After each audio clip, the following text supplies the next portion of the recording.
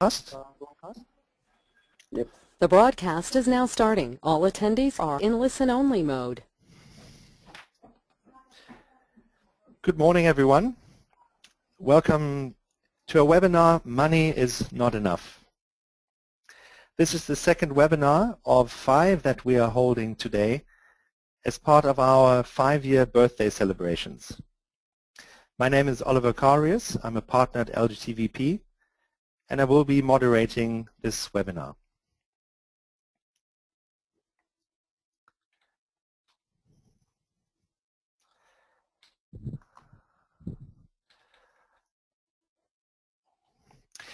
We will focus essentially on why it is so important to provide know-how when we support social enterprise.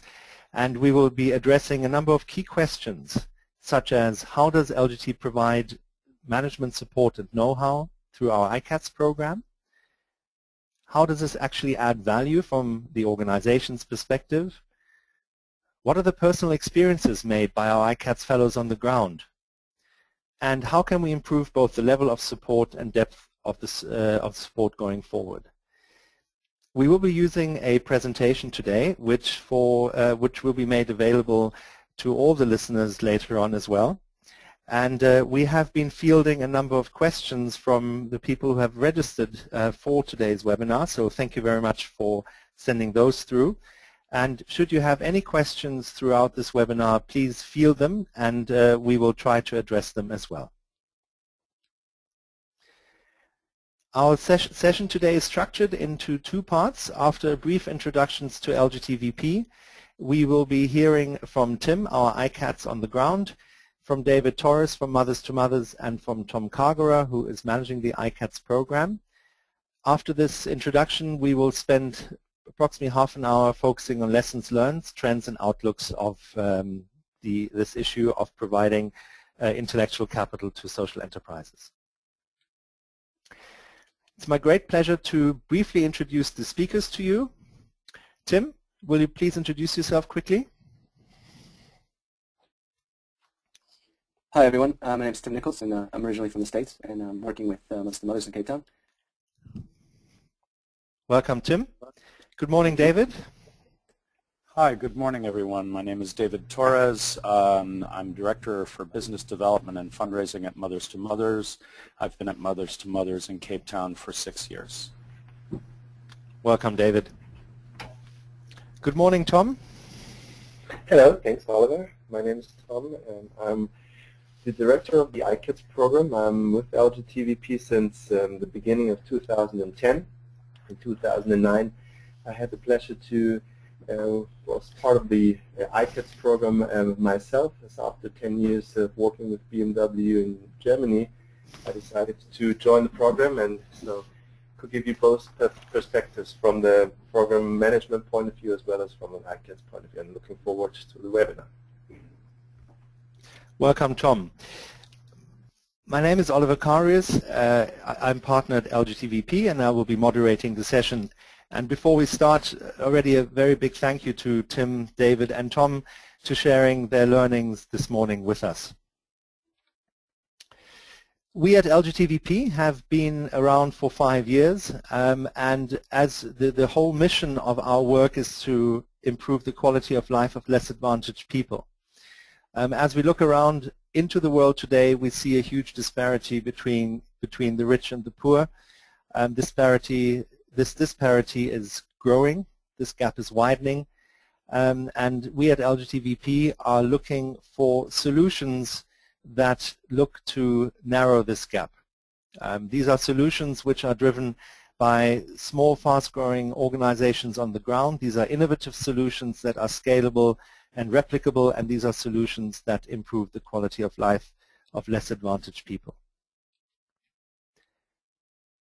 We do 3 things here at LGT VP. We are an impact investor, where we provide support to fast-growing organizations on the ground.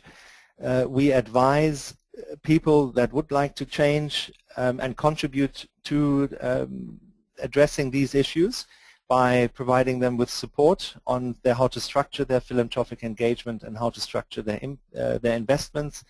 and we inspire people through our House of Philanthropy solutions and sharing those incredible stories like that what we're going to hear today from Mothers to Mothers, for instance, on how to tackle HIV and AIDS in Africa.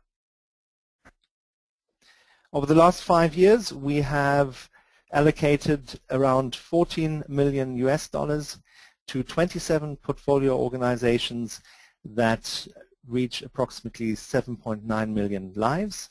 And this is in Latin America, Africa, India, Southeast Asia, and Africa. We have a team of 23 experts, investment managers that actually work on the ground in direct support with our portfolio organizations. And as you can see from this chart, this local team really allows us to work very closely with our portfolio organizations, be in touch with the trends and the developments in the region, and provide a really important cultural understanding of the solutions that we're trying to support. Now, fundamentally, our model looks to provide value add to our portfolio organizations. Organizations that grow need three things. They need financial capital, structured in the right way, in the right amount, at the right time. These organizations need intellectual capital, that is management support in structures, processes, and systems to help scale up the organization in its growth phase. And organizations benefit from what we call social capital, that is access to relevant networks and experts to assist in that growth. In today's webinar, we will focus on the pie slice called intellectual capital, and that's where our iCats program sits. And before we hear exactly what the iCats program is and how we work with the portfolio organization, it is my pleasure to introduce to you Tim Nichols, who is iCats fellow for us in South Africa, working at Mothers to Mothers, and he will share with us his insights, his motivations, what brought him to the program, and what is he currently working on. Good morning, Tim. Good morning, Oliver. Thank you very much. First of all, I'd like to say happy 5th anniversary, happy birthday to LGT VP. I'm originally from the United States, where I have over 8 years of experience. I've worked in several different countries, including the Netherlands, Costa Rica, Colombia, Cambodia, Argentina, and now I'm in South Africa. I've got a bachelor's in business, focusing in basically technology. I then went on to study a master's, an MBA, worked with a couple startups, one in Chile, and one working with the bottom of the pyramid, where basically using mobile technology to connect people to the internet. I've worked as a software developer, an analyst, and a program manager, with focusing on health. And I was very, very attracted to this opportunity to work with an international organization, basically a leader in the field, building mHealth solutions, creating sustainability, and learning from the LGT VP mentors about impact investing. So my project, as you can see on the next slide, my project was focusing on mobile solutions, specifically for the HIV cascade, which you'll learn about soon. But basically, the project revolved around working with mentor mothers. It's the model that Mothers to Mothers uses to basically educate and train women around HIV and basically producing and having HIV negative babies. So this solution basically was on the mobile, and the idea is that there have been some it's very difficult to track in South Africa, the scale, the prevalence of HIV and where it increases, decreases. And so the idea was the implementation of a mobile solution to help with the tracking and scaling of the overall project. It was called Mother-Baby Pair Tracking. It allowed the organization to scale from 5 sites, where it's currently working around the Cape Town area, to over 55 sites around South Africa. And then you can see in the next slide,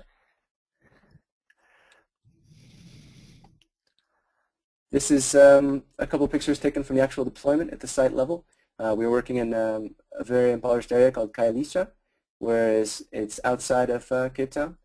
And here the women are working with the mobile to basically input the data and allow them to capture and query and access key vital information to maintain the women healthy, taking their medicine, and then we can report and leverage the data in order to track the process of the HIV prevalence. And then the next slide.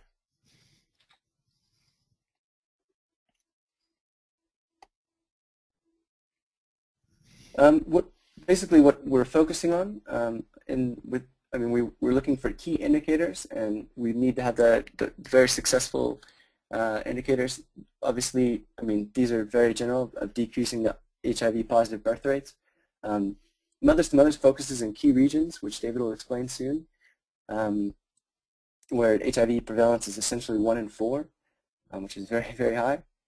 So the system basically helps with client retention and follow-up, efficiency and effectiveness of capturing and leveraging data, and basically using this data to maximize business decisions.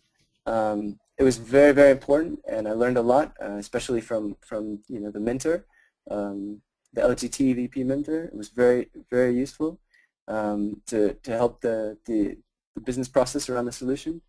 And as you'll learn soon, basically Mothers to Mothers helps to save more babies' lives, empower women, and introduce new tools to complement business processes. Great. Thank you, Tim. Sounds like you're working on sort of cutting-edge issues such as mobile health, but we will hear more from that later on as well. Thank you. With that, I would like to switch over to David. David, welcome. Thank you, Oliver, and I'd like to echo Tim's congratulations on your 5th anniversary, and to thank you in front of this audience for the partnership that we've now had for 4 years, and which is continuing to grow and strengthen. Tim gave a little bit of background information about our program, but I thought that I would give you a very quick overview of what we do and why we do it, and is Oliver said, as a fast-growing and young organization, we have experienced significant challenges over the 10 years of our life, and the iCats Fellowship has been a huge help to us, and we'll discuss that. But first, some background and basics. If you go to the next slide, Oliver. Mothers to Mothers is an organization that was set up 10 years ago to try to help prevent mother-to-child transmission of HIV. Now, roughly just over 1 million women who are HIV positive are falling pregnant every year, and 90% of those women live in sub-Saharan Africa. And despite the incredible progress over the last 30 years of the HIV pandemic, where there is life-sustaining treatment and courses of prevention and medication to keep women and their babies healthy, in Africa we are still faced with huge challenges. So in the next slide, and this is the only acronym that I will use, we are all about PMTCT, which is the prevention of mother-to-child transmission of HIV. Now, not everyone knows that if a woman is HIV positive and she has a baby, that it is not automatic that the baby will be infected with HIV. The reality of the situation is, in the first world, if I can call it that, but in Western Europe and in North America and many other places in the world, very, very few babies are born to women with HIV and are positive. So pediatric AIDS is becoming a thing of the past in many parts of the world. Unfortunately, though, in sub-Saharan Africa, as the next slide shows, as many as 1,000 children are born every single day with HIV. And this is entirely preventable. So in the next slide, I illustrate a little bit graphically some of the challenges we face. As you can see from this map, sub-Saharan Africa is where HIV lives. In the next slide, you can see that sub-Saharan Africa is where there is a chronic and long-term and possibly permanent shortage of healthcare workers. So despite the fact that sub-Saharan Africa carries 25% of the global disease burden, it is only home to 3% of the world's healthcare workers. To compound this problem, and we can talk in business terms about supply and demand side, and if you look at doctors providing medical care as supply side, sub-Saharan Africa is also faced with significant demand side challenges. And in many places where medication and testing is available, women and their children and their families are not availing themselves of that care. And this gives rise to the second major cause of pediatric AIDS in sub-Saharan Africa, and that is continued and persistent stigma and discrimination and a lack of knowledge about HIV, which causes women through fear and a lack of understanding not to avail themselves of health care. So mothers to mothers facing these challenges of a severe and chronic shortage of healthcare workers and the challenges in creating demand for services to prevent the transmission of HIV from mother to child has come up with a very, very simple solution. And in the next slide, you can see our solution. And that is that the mothers who are HIV positive themselves are the solution. One more slide, Oliver. So Mothers to Mothers employs and trains and deploys HIV positive mothers as educators to work in clinics and help women who come to antenatal care and are diagnosed with HIV.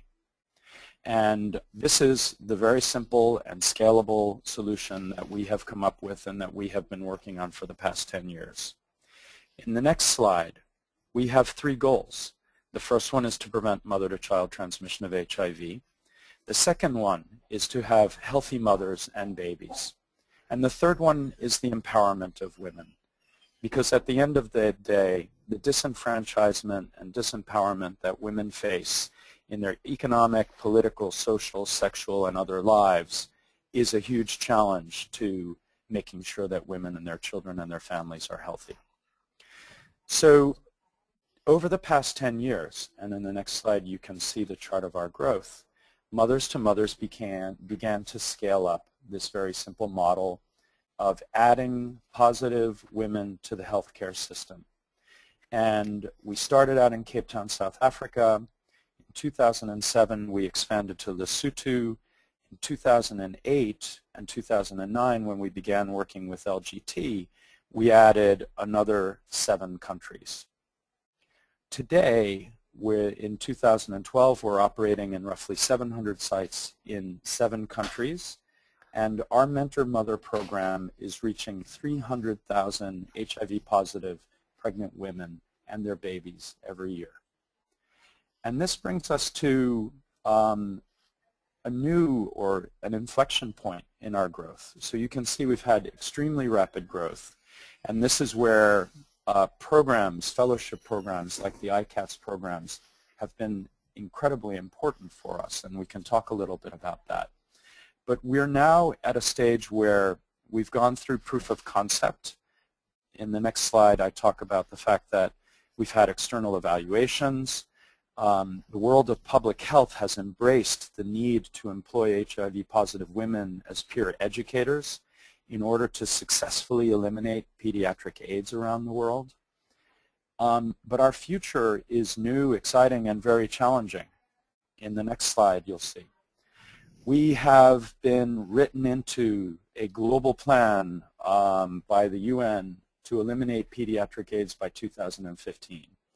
And that means that every country where mother-to-child transmission of HIV is a challenge, is a problem, will be asked to adopt mentor-mother programs in order to achieve success with national mother-to-child transmission programs. So Mothers to Mothers has gone through a proof of concept phase. We have been an implementer. We've expanded the program to a point where we're reaching 300,000 women in 7 countries. But there are 22 countries that represent the problems of pediatric HIV in the world. And we're very much looking forward to the next phase of our growth, where we will begin to integrate our program into national healthcare systems. Thank you very much, David. I think from all of us here at LGT VP and the thousands of women that you have reached, I think huge congratulations to both the the establishment of the model, the scaling of the model, and now the adaptation of the model. And I think we will spend some time today also drilling down a little bit what that means from an organizational standpoint, what knowledge and support you need or you desire to actually go through this very significant growth and change of the model at the same time. Now, the final part of the introductory part this morning it's a great pleasure to introduce Tom Cargerer to us, who is the manager of the iCats program. Good morning, Tom. Good morning, Oliver. Yes, I would like to take the opportunity now, as Tim and David both talked about the iCats program and the importance of it, to give you a bit more insight what the program is all about. And as David mentioned, like a strongly growing social organization, that they have like a strong demand of professionals that help them to implement that scale phase. So these resources are often not available in the, let's say, in the number that they actually need them, the organizations. So it's a really, it's disturbing to the growth initiatives. So another issue that they're facing, or many organizations are facing, that they need those professionals, but they cannot actually afford them to the market rates. And many of them also do not have the international networks to actually attract those talents to them to work with them. And then on the other hand, we have many professionals that have a strong desire to apply their skills to do something meaningful in their lives, to support creating positive impact. Many professionals that we talk to have the desire to also add an additional level of qualifications to the CVs by working in a developing country with a startup social enterprise in a different environment. And also many people that we talk to, they've been not volunteers before, but they didn't often experience the situation that they couldn't really use their professional skills to make an impact. And that's why we thought, okay, that's a great opportunity to bring those two parties together. And that's why we, in 2007, initiated from the very beginning of the LGT VP history, the iCats program that matches professionals to temporary positions at social organizations, and they transfer their know-how and their skills in order to enhance organizational capacity, which helps them to become stronger and more effective and efficient to implement their growth. So on the next slide, I run you through the key design principles of the program. As Oliver mentioned before, the iCats program is an integral part of our investment support. It's not just like a program that we run on the sideline. It's like a key component in order to achieve the common objectives of the investment into our portfolio organizations. The iCats program, the iCats work for 11 months on the ground. That gives them enough time to get used to the local environment, to understand the culture, to understand the problems, to create relationships with the people, and they work with the local management to build up organizational capacity, which means add new systems, optimize processes, and also add additional management structures if necessary. On the other hand, it's very important that organizations provide enough bandwidth to work with the iCats to ensure that this know-how transfer really happens and continues to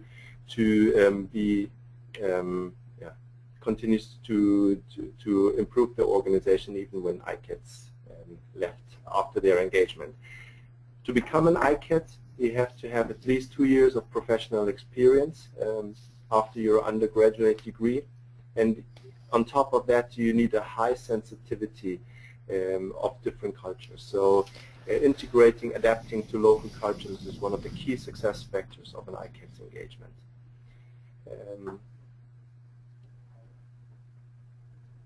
The investment managers of the LGT VP team play also a critical part within the iCats program, because they become mentors.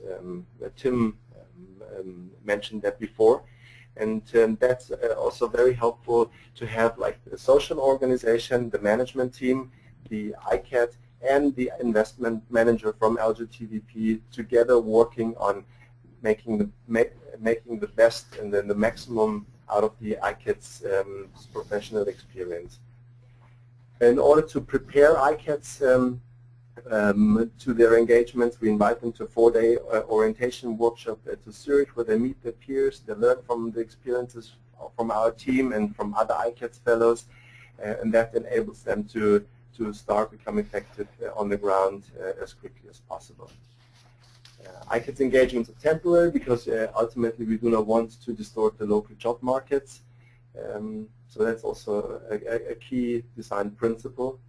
And in order to find all of those talents, we work with global partners like Net Impact, Andy, the Global Business School Network, to name a few, in order to find those people who value creating impact in their lives a lot and want to join a program like the iCats program. Okay, we move on to the next slide. Here you see the iCats global footprint within the first 4 years since the program was started. 52 experts joined the program over the last 4 years. I worked with 30 different organizations around the globe, and cumulative positive impact that those organizations created over the last 4 years sums up to 7.9 million less advantaged people, where iCats contribute significantly in scaling the impact of those organizations. Move on to the next slide. There are many benefits involved with the iCats program. On the one hand, we touched base already on the benefits for the social enterprise, where they retrieve additional know-how that they need urgently to scale. They benefit from the know-how that iCats bring into their organizations. Many of them worked many years in the private sector, so the best practices, processes, tools that have been established in the private sector can also be transferred and integrated into social organizations. So they benefit from corporate practices. And another additional benefit, I think, is the increased network that iCats bring into an organization, to corporates, to other parts of this world, that can also be very beneficial. And the iCat, going through this experience, as Tim mentioned, is creating both very valuable professional insights. You work with very scarce resources, so you have to really learn to become very efficient in what you're doing. And living and working in a developing country, of course, also involves a lot of personal growth to an iCats engagement. So all in all, I think it's a win-win situation for all the participants in the program, for the organizations, for the iCats, and also for us as an investor, because we can provide this additional know-how that helps the organization to scale their solutions. Go on to the next slide. Tom, thank you very much for. Thank you very much, Tom. Thanks for introducing the program to us. You finished with a very interesting statement saying that is a win-win-win situation for the iCats, for the portfolio organization, and for the investor. And I would be very interested to hear from Tim so far. What has attracted you to the program, and has it panned out to be a win for you so far?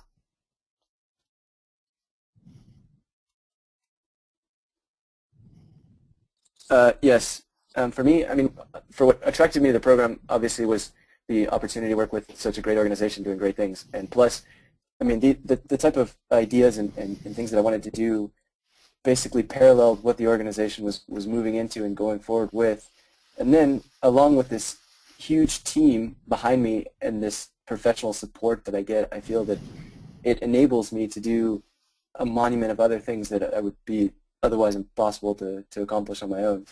So I feel that the combination of working with this organization on the ground, seeing the insights from the field, and then taking that back and leveraging then the team behind me, the mentors, that it creates this combination of knowledge and know-how that I don't think you can get elsewhere. And I think that that's something that changed me. I think it's definitely helping the organization. I feel that I feel it's a super valuable opportunity that you can't get elsewhere.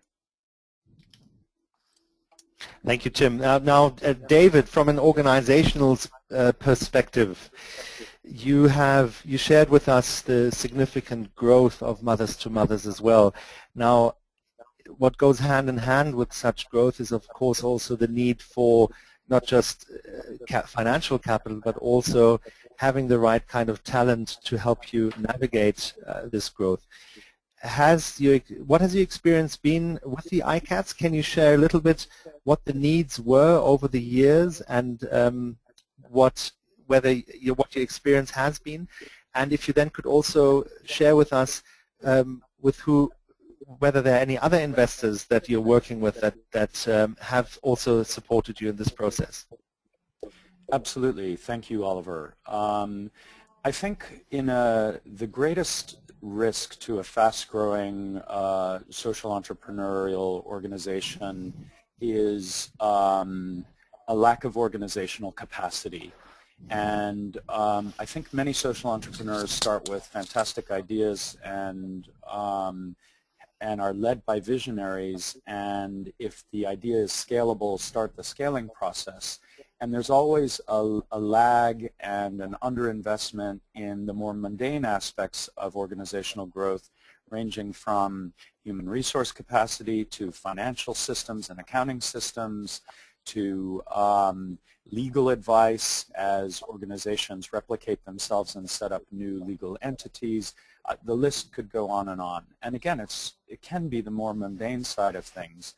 But organizations that don't focus on this adequately and in a timely fashion can end up blowing up or falling over or getting into trouble in ways that are never anticipated.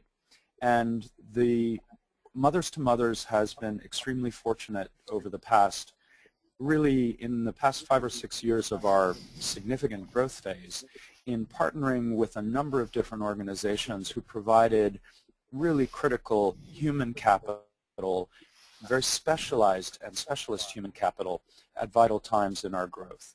So for example, in 2005 and 6 and 7, as we were starting to grow significantly, we were realizing that we had to make significant investments in financial and accounting systems, and not just in software and servers and programs, but also in knowledge and human capital. And at that time, Mothers to Mothers had a partnership with Pfizer Corporation, the pharmaceutical company, who are not donors per se, but who have a program, a Pfizer fellowship program internally, where they offer mid-career professionals the opportunity to go and work for 6 months on the ground in a partner organization. And in the early days, we made greatest and most vital use of fellowship programs in our finance area, finance and accounting. Controller functions, accountants, CFO type help, and this was vital for us. And so as we've continued to grow, our use of specialists has evolved. We've made use of human resource specialists to help us develop systems and protocols internally. We've made use of marketing and media specialists to help us with our communications and our advocacy efforts. And where LGT has been an extremely important partner for us is that as we grew, and as I referred to earlier, as we realized that our model was being accepted in international policy circles as a model that should be replicated very significantly, we had to do a significant amount of strategic planning internally around our where we were going to go, how we were going to grow, our business model, and how it should be adapted.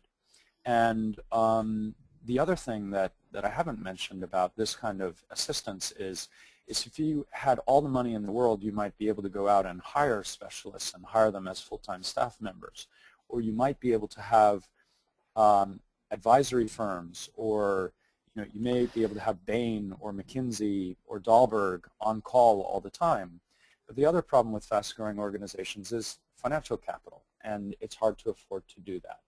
So our earliest iCats fellows were professionals like Cynthia Schweer, who were very experienced in management consulting and logistics and planning, and who ended up working very closely with our management team and with the board of directors and with the CEO to help us determine our strategic direction.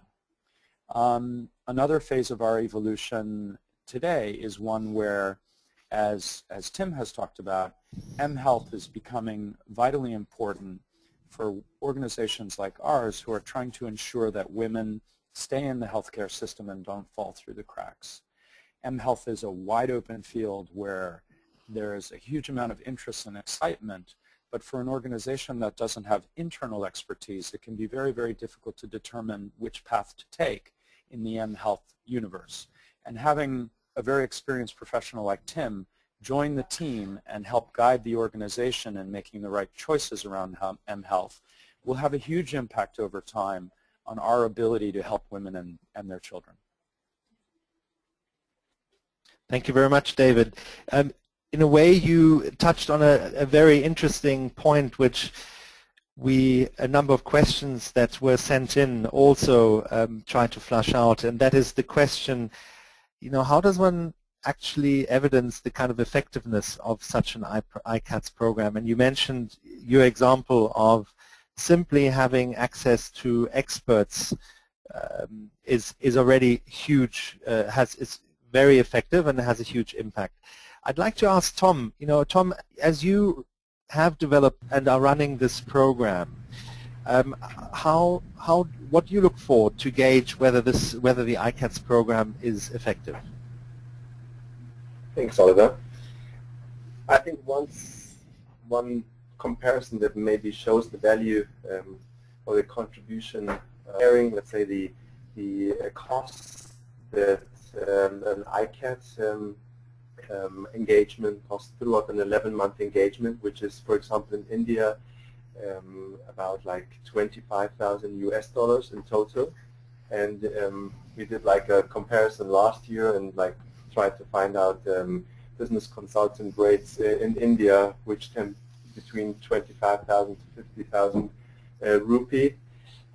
So for that money, you get probably a similar experienced person on the ground for only 2 to 4 months. And I think that's like a good comparison that helped us to see, like, with the money that we put in, we can really send experienced professionals for 11 months for enough time to really create a significant impact with the organization. And I think that's a good indicator for us. We have other examples from Peru where supply chain specialists worked for half a year with the organization for almost twice the money that an iCat fellow would have cost. So I think that's a very very good indicator with the kind of people that we attract and the amount of money that we have to invest in order to get them on the ground. Makes the program, I think, quite interesting. Great, and Tom, thank you. From now looking back, I mean, the iCats program is 4 years old. Could you share with us some of the key learnings? Because I'd like to, as we look at some of these key learnings also from David's and Tim's point, then look at what the future might hold for such a program. What elements are integral in such a program where it is really about providing the right kind of know-how to fast-growing organizations? Sure. I'm talking with, like, going through an iCats engagement on my own and talking to all the fellows that participate in the program over the last years. I think a similar pattern that almost every fellow experiences when being on the ground is that organizational change requires a lot of time. So when we meet the people here in the fellowship orientation workshop in Zurich, everybody is so motivated and like everybody wants to make a contribution and get on the ground and start implementing and start improving the organization and create more impact. And then once being on the ground, it's kind of like the reality check that things take time. And I think it's a change process. When you want to increase organizational capacity, it is ultimately a change management project, and change takes time.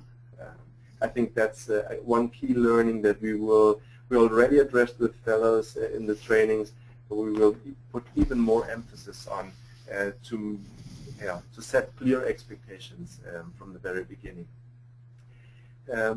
Additionally, most organizations are at still a very early stage in their development. They're very entrepreneurial, very cost-driven, and this requires a certain flexibility and also hands-on mentality of the people that we send into those organizations.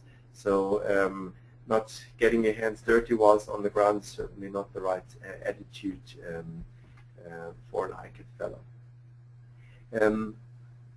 Maybe the next point that I want to make relates a bit to the first one. Like, it's a change management process that happens throughout this 11 months. And change will only be implemented in an organization when the person who wants to, let's say, implement change has a good personal relationship to the decision makers. Without that trustful relationship, no change will be implemented. And I think that's also a key learning, that where there's no good relationship between an iCat and the decision makers, we are not as successful as we would like to be. Respecting local culture, the organization culture, extremely important to adapt. Speaking the local language is also often very critical, because even if the management team speaks English very well, to understand like what's going on in the rest of the team, what is discussed in team meetings, like to get this sensitivity about the atmosphere in the organization, about the issues in the organization. It is definitely helpful and often imperative to be successful. And iCats must be highly cost-driven. Otherwise, living, like for example in India, I think Liz is on the webinar too. Like living in India or in places like Haiti, it is very challenging, and you have to be really motivated to make a change in order to go through some of the experiences you will ultimately face by being there for a whole year.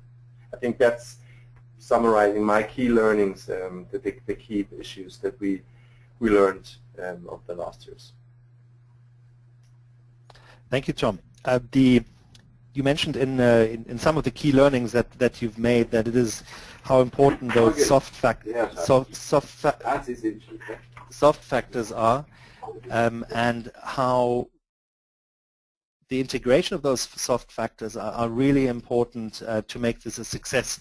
And Tim, could you share with us some of your learnings from your side and some of the challenges that you've focused?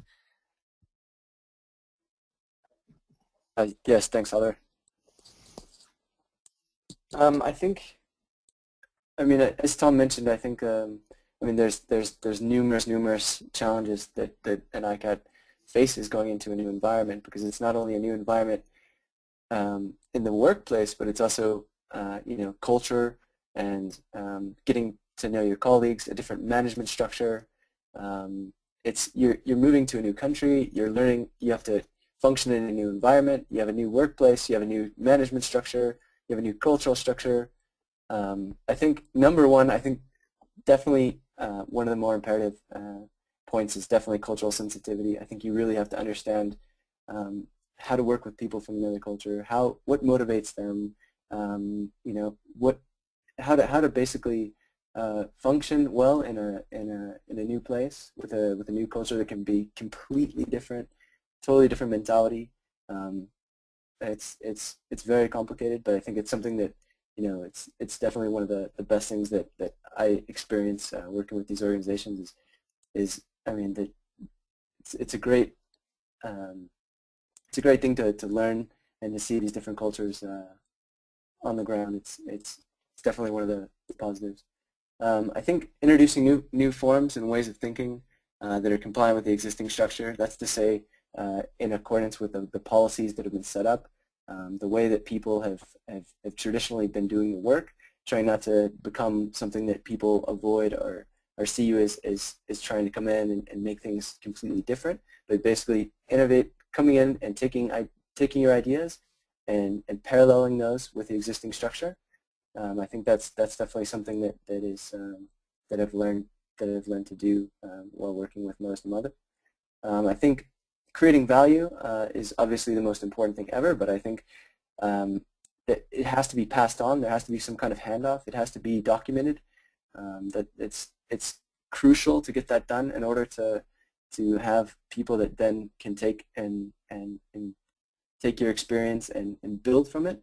Otherwise, it can be, because a lot of times, especially when you're getting into mobile and technology and things that are very technical, it's very hard to take off from where somebody left off.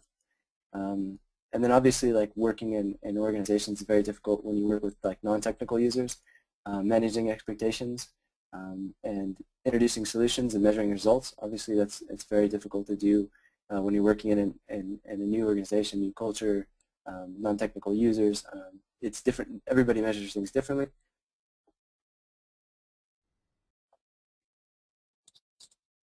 I think working in a low-resource setting, you come from a business environment where you have budgets and you have resources, and then now you're getting into an organization that's everything's completely changed, where you have to be very innovative in what you can come up with, the different kind of things that are very, very low cost, adapting to a new place, the work environment, all the new cultures. I think, yeah, I mean, managing these projects, and you have 11 months to get your work done, document it, understand the culture, and get things done. And I think it's very challenging, but I think it's, at the same time, I mean, if it's not so challenging, it wouldn't be as rewarding. Thank you for providing some insights into those more sort of softer success factors, Tim. David, if you look at Mothers to Mothers now, and I would like to switch gears a little bit to, for the last 10 minutes of this webinar, focus on the future for the iCats program, but also, I mean, my iCats program more broadly, programs that provide the right kind, or look to provide the right kind of know-how, capacity to social enterprises that are seeking to create high impact. If you would have a wish list of the ideal knowledge, know-how, support that would be out there, what would that look like? Thank you, Oliver. Tough question, but let me just say one thing in support of some of the points that were being raised immediately prior to this, and that is that for a social enterprise, and this also partly answers your other question, the most important thing about a fellowship partnership is that the organization managing the fellowships adequately prepares fellows for this leap into the middle of a fast-growing, fast-moving, fast decision-making organization. The biggest challenge with fellowships is how much time does it take to bring the fellow up to speed and to a point where they can be effective within the organization and a net contribution, rather than through the training or adaptation or assimilation process, them being a net drain on the organization from a time point of view. And I must say that the iCats program has been fantastic at matching the needs that Mothers to Mothers has had with individuals who have provided us with fantastic support. And those people, generally speaking, arrive and hit the ground running in a very, very short period of time because of the significant investment that LGT has made in preparing them for the roles. And this is vital, because if that's not done properly, the fellowship or the volunteer opportunity in the case of volunteers just doesn't work, and it becomes a burden on the organization rather than a net contribution to the organization. You know, Mothers to Mothers is going through a very interesting period now where our business model is changing, and where in addition to being direct implementers of services, we are going to start to provide technical advisory services and capacity building services to governments and other organizations. So we're moving into a period of time where our needs from a human resource and technical point of view will continue to change, and change quite dramatically. And we're going through a process of trying to determine what that means and the kind of expertise that we'll need to bring in-house. And, you know, as the organization is maturing in a funny kind of way, the outside or external human capital needs become more specialist, somewhat more esoteric, less mainstream. You know, it's unlikely that we will continue to need financial fellows. It's unlikely that we'll continue to need management consultants. But it's much more likely that we'll continue to need people like Tim, who are extremely specialist and who can help us break through into new programmatic or business areas with experience that we don't have, and some of which we're not sure, or in a funny kind of way right now we don't know today some of the needs that we're going to have in the future. It's going to be a fast-moving process for us in the next couple of years. I hope that answered the question. Very much so. Thank you, David, also for sharing your thoughts on the previous points. With that sort of in mind, and using what you shared with us as a springboard to the kind of needs going forward, Tom, from your experience, how have you, or as you sort of redesign or continuously improve the iCats program, what are your ways, what are you looking at to take this to a 2.0? Thanks, Oliver. I mean, obviously it's clear as LGT VP's portfolio aims to grow quite significantly in the next years, and we want to provide many of those portfolio organizations with iCats. We want to increase the number of people that are placed in an organization. So we are just entering an expansion, like a second expansion phase, where we aim to place probably around 900 fellows over the next 5 years in over 200 to 300 social enterprises. So that's something that we, on a just like volume base, will do over the next years, where we're also looking for partners that want to implement this expansion phase with us and help us implementing that scalable program. But next to that, I think as we learned that understanding the culture and speaking language and integrate easily to a local environment, we will certainly try to increase the number of local talents, like people that come from the regions where the organization is actually active in order to harmonize the, let's say, the cultural background of the organization and the cultural background of the fellow, to have less issues in, let's say, in organizations or countries where that's like imperative. So that's one thing. On top of that, we have a lot of people that tell us, I really want to contribute, I really want to share my skills, but I'm just not able to get out of my existing life for 11 months to work in the field. So we will build up a mentor network. So maybe move to the next slide to show some of the information that comes with that. So we establish a mentor network that provides our growing international network to engage with our social enterprises, to help them to transfer knowledge on a remote, offsite, and let's say short period engagements with them. So it can be once a month a Skype call to review contracts, legal contracts, for example, or like to help a local HR manager to build up capacity by mentoring and coaching this local person through telephone. On top of that, we also run a pilot currently with a global IT company that see the potential to place their managers in a 3-month iCats engagement in order to make them, give them this experience of working in a completely unknown environment, for them to come to perform, to be successful in this unknown environment, and on top of that, learn about the issues that exist in developing and emerging countries, which makes them more aware of those issues, which makes them more capable of designing responsible ways of doing business in the future, and last but not least, gives them also insights to potential future markets for their own company. So that's something that we offer as an action-based iCats responsible leadership program. And all those people, to bring it to an end, all those people that we will engage should share their experiences, should be able to exchange know-how, ideas, to connect with each other in order to ultimately promote a sustainable economy altogether. So I think that's our goals for the iCats program over the next years. And thank you very. I hand over to you, Oliver.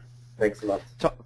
Tom, thank you very much. I think that provided a really interesting outlook, very exciting outlook for what will come in the years ahead. Again, to reiterate, if you're someone like Tim and you're looking to become involved, have a look on our website. And if you would like to sponsor an iCat or support the development of the iCats program, please get in touch with Tom. On this note, I would like to thank Tim, David, and Tom for their fascinating insights today. I think we touched on a lot of issues that we could have unpacked even further. It's a fascinating topic and one which is increasingly important to look at as one wants to really sort of support fast-growing enterprises. Thank you very much to you. Now, before we close, two quick announcements. Please note that this webinar, the presentation and the recording is available later on. We will circulate that. And this, as I mentioned in my entry or introduction, this was number 2, webinar number 2. We will have webinar number 3, that's 5 years of LGT Venture Philanthropy, Key Learnings and Challenges, with Prince Max and 2 of our other board members at 1 o'clock CET, followed by an exploration of leaders' visions for a sustainable world of tomorrow at 3:30, and we will wrap it up this evening with a session on impact investing, outlook at trends at 5:30. Thank you very much for everyone. It was a fascinating hour to learn more about money's not enough. I wish everybody here a wonderful day. Thank you for participating in our 5-year celebrations, and have a good day. Thank you.